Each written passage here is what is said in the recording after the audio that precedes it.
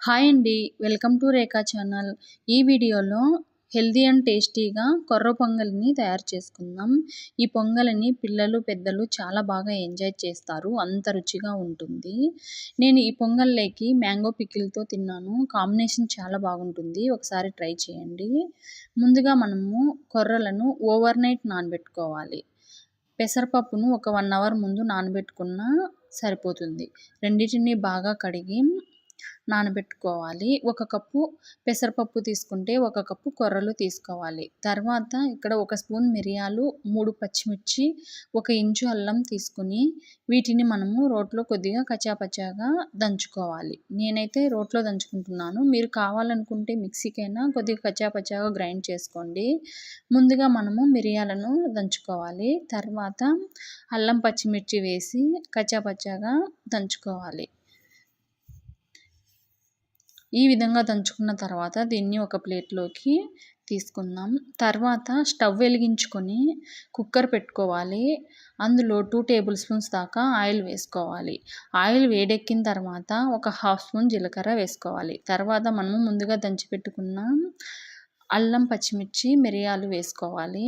అలాగే కొద్దిగా కరివేపాకు కూడా వేసుకోవాలి. ఇప్పుడు వీటిని మనము పచ్చివాసన పోయేంత వరకు లో ఫ్లేమ్లో పెట్టుకొని వేయించుకోవాలి.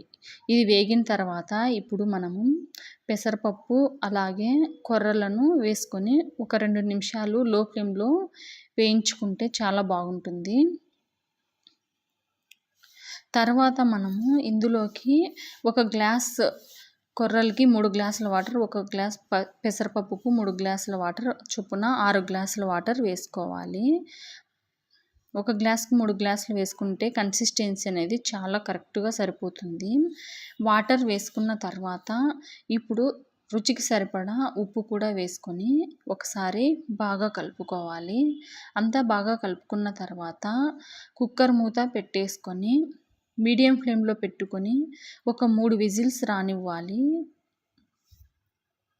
3 విజిల్స్ వచ్చిన తర్వాత అందులోని ఆవిరి తీసేసి మనము ఈ పొంగల్ని ఒకసారి గరిటెతో బాగా కలుపుకోవాలి.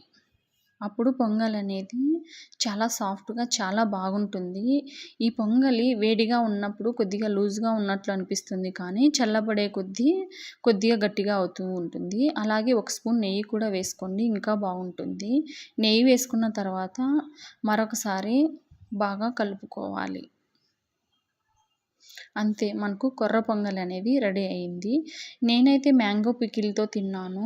చాలా టేస్టీగా ఉంది. మీరు కావాలనుకుంటే చట్నీ చేసుకొనైనా తినొచ్చు. ఒకసారి ఈ విధంగా కొర్ర పొంగల్‌ని తప్పకుండా ట్రై చేయండి. ట్రై చేసి ఎలా వచ్చిందో కూడా కామెంట్‌లో తెలియచేయండి.